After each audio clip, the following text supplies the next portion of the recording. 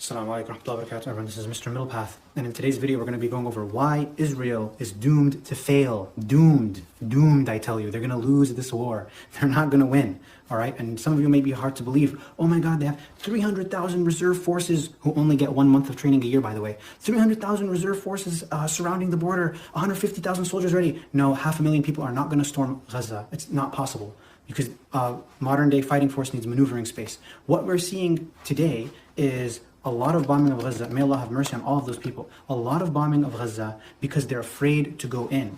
By and large, the Israeli army, except for a few special forces units and reconnaissance units that are very well trained, by and large, the Israeli forces army fear death. And this performance isn't this is not my analysis on their performance. This is the Israeli military's analysis on their performance. In 2006, they fought with Hezbollah. Hezbollah is a militia. Yes, they're backed by Iran, but they're still a militia. They're not a standing military the way a country standing military is. However, they were still very equipped. So what they found out in Israeli reports, because the performance was so bad, in one report by General Yoram Yair, I hope I'm pronouncing his name right, Israeli general, the former commander of a parachute brigade, he found in his investigation that some of them included a failure to identify targets and define clear missions, brigade commanders who stayed in the rear behind computer screens instead of leading their troops in the field. He also found a problem with the field commander's lack of determination to carry out the mission at all costs. Common complaints included instructions to fight carefully and pause in fighting every time injuries were sustained. This goes back to the original article that we were reading that was by military correspondent Ben Yeshai in that newspaper, where he mentions that in reality, in almost any ground battle, the moment our troops encountered resistance, the force's progress stopped, commanders demanded assistance, and the fighting focused on evacuating casualties from the battlefield. And he goes on to say what's particularly frustrating, in most of these clashes involved a handful of Hezbollah fighters numbering no more than 20. In almost all the clashes, IDF forces enjoyed superiority in terms of number of fighters and firepower. I mean, the only thing missing from these bullet points is that the Israelis crapped their pants.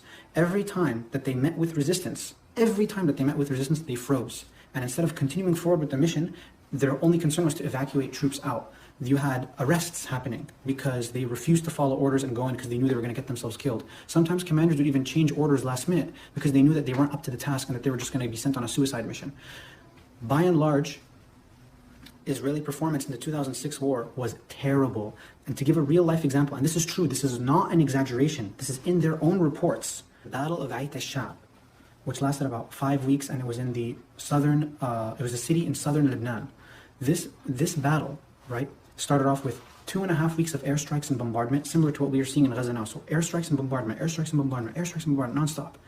But eventually, guys, and here's the thing you all have to know, eventually, no matter if it's Gaza, if it's Kiev in Ukraine, Stalingrad in World War II, after the bombing, soldiers still have to go into the city. No matter how much bombing takes, you have to go into the city eventually. You have to go into that country, you have to go and take it over.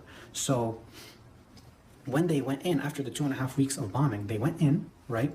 And we're talking about, and this is no exaggeration, 5 brigades. 5 brigades is about 1,000 soldiers each. So we're talking 5,000 soldiers against 100 Hezbollah fighters. And this is no joke. This is in the Israeli reports themselves. 80 to 100 Hezbollah soldiers fought off several thousand Israeli soldiers, and the Israeli soldiers just kept freezing up. Every time they met resistance, they kept freezing up.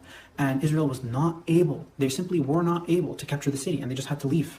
They had to do a tactical retreat, and it was an embarrassment, which is why so many reports came out. Not only that, but Israel is known for not practicing proportionality in combat. So the UN got involved, they did their own investigations, which is how we got some of these embarrassing reports. They were bombing civilian centers, they were using cluster bombs, they were using white phosphorus, all the same things that they're doing to Gaza now, all the same things that they're doing to Palestinians now. They were doing all of that, but in the end, when the ground forces came in, they crumbled, right?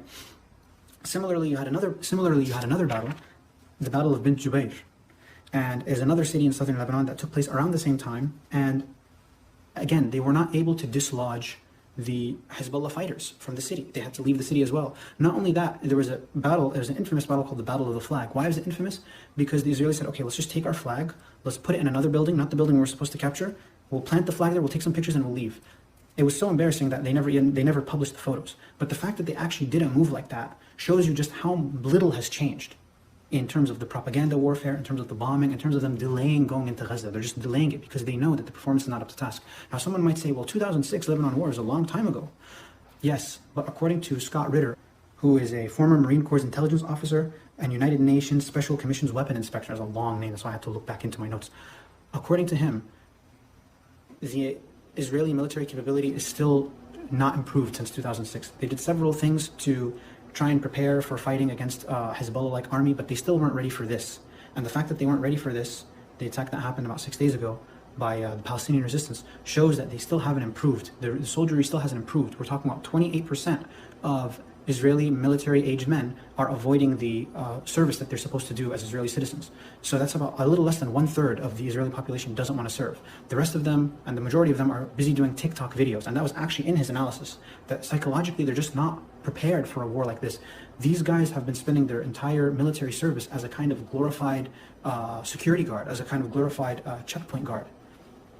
They're good at sniping children. They're good at killing women and beating up grandmas, but whenever they meet stiff resistance, actual trained soldiers, they're not up to the task. And this is why I'm saying, I'm telling you guys now, when they go into Gaza, and they will have to go into Gaza at some point, they're gonna lose, and it's gonna be very embarrassing. And that's the dangerous part, is because once they're embarrassed, they're gonna have to call on aid and other countries for support, and then this conflict will escalate. But anyways, guys, that's it for the video. I'll try and make another video on my analysis, or opinions rather, on what I believe the wider ramifications are for the entire region. Take care, peace out, and pray for Palestine. Assalamu alaikum.